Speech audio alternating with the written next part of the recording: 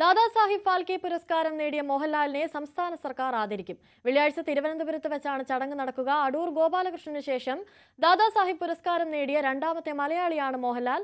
കൂടുതൽ വിവരങ്ങളുമായി വി അരുൺ ചേരുന്നുണ്ട്. അരുൺ, എന്തൊക്കെയാണ് വിവരങ്ങൾ? മോഹൻലാലിന്റെ ആരാധകർക്ക് ഏറ്റവും സന്തോഷകരമായ വാർത്തയാണ് കഴിഞ്ഞ ദിവസം ഉണ്ടായത്. മലയാളികളുടെ അഭിമാനമായ മോഹൻലാൽ ദാദാസാഹിബ് ഫാൽക്കെ പുരസ്കാരം നേടി. അടൂർ ഗോപാലകൃഷ്ണന് ശേഷം പുരസ്കാരം നേടുന്ന രണ്ടാമത്തെ മലയാളിയാണ് മോഹൻലാൽ. ആ നടനെ കേരള സർക്കാരും ആദരിക്കുകയാണ്. വെള്ളിയാഴ്ച തിരുവനന്തപുരത്ത് വലിയൊരു ചടങ്ങ് സംഘടിപ്പിച്ച് മോഹൻലാലിനെ സംസ്ഥാന സർക്കാരിന്റെ ആദരം ഔദ്യോഗികം ഇത്ര വലിയ നേട്ടം ഉണ്ടാക്കിയ പുരസ്കാരം നേടിയ ഇന്ത്യൻ സിനിമാ മേഖലയിൽ ഏറ്റവും പരമോന്നതമായ പുരസ്കാരം നേടിയ മലയാളികളുടെ പ്രിയ താരത്തെ സംസ്ഥാന സർക്കാർ ആദരിക്കുന്നു.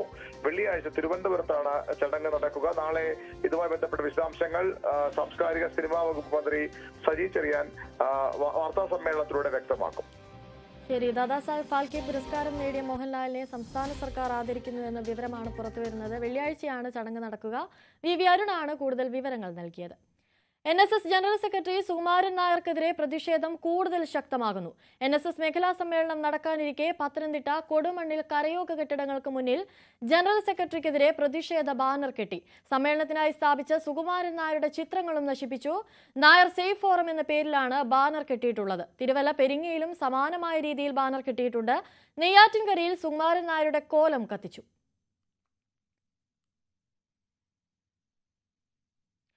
നെയ്യാറ്റിൻകരയിൽ സുകുമാരൻ നായരുടെ കോലം കത്തിച്ചു. ശബരിമല സ്ത്രീ പ്രവേശന വിഷയത്തിൽ സ്ത്രീകൾക്കുൾപ്പെടെയുള്ള അയ്യപ്പ ഭക്തരെ തെരുവിലിറക്കിയ സുകുമാരൻ നായർ സ്വന്തം താൽപര്യങ്ങൾ സംരക്ഷിക്കാൻ ഭക്തരെ ഒറ്റിക്കൊടുത്തു എന്നാരോപിച്ചാണ് ശരണം വിളിയോടുകൂടി കോലം കത്തിച്ചത്.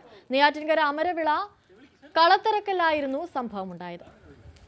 Swami